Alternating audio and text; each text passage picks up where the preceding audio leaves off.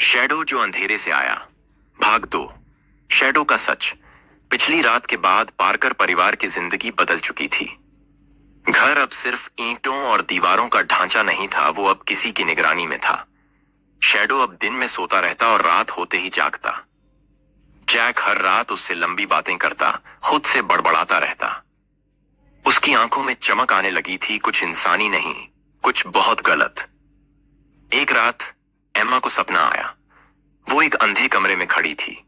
सामने एक टूटी हुई कुर्सी पर कोई बैठा था, चेहरा नहीं दिख रहा था।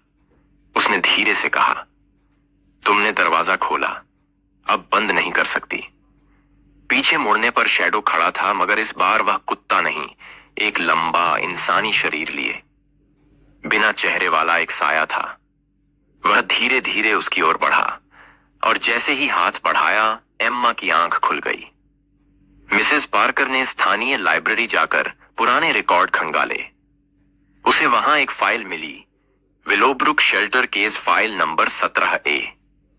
उसमें लिखा था, 1987 में एक लड़का शरणस्थली से एक बीमार पिल्ला लेकर आया था।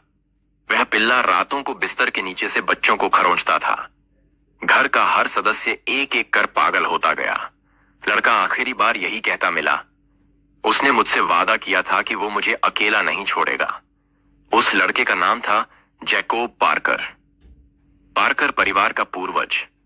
शैडो ने जैक को पूरी तरह अपने कब्जे में ले लिया था।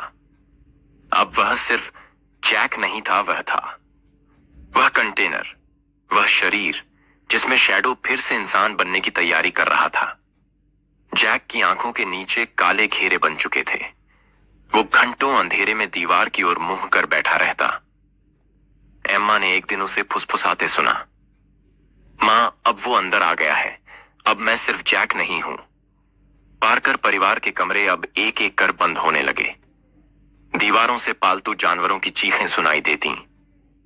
दर्पणों में जले हुए पंजों के निशान दिखाई देते। और एक रात जब मिस्टर और मिसेज पार्कर नींद में थे, शैडो या जैक उनके कमरे में आया और दरवाजा बंद कर दिया। सुबह दरवाजा नहीं खुला। कमरे के अंदर खून से लिखा था, अब यह परिवार मेरा है। अंत इस भाग का। अब एम्मा अकेली बची थी। वो समझ गई थी शैडो को रोका नहीं जा सकता, लेकिन उसके अतीत में कोई कमजोरी जरूर है। उसने आखिरी बार जैक को देखा। वो हंस रहा था, पर उसकी आंखें अब कुत्ते की नहीं थीं। वो किसी और दुनिया की चमक थीं, जहां सिर्फ अंधेरा रहता।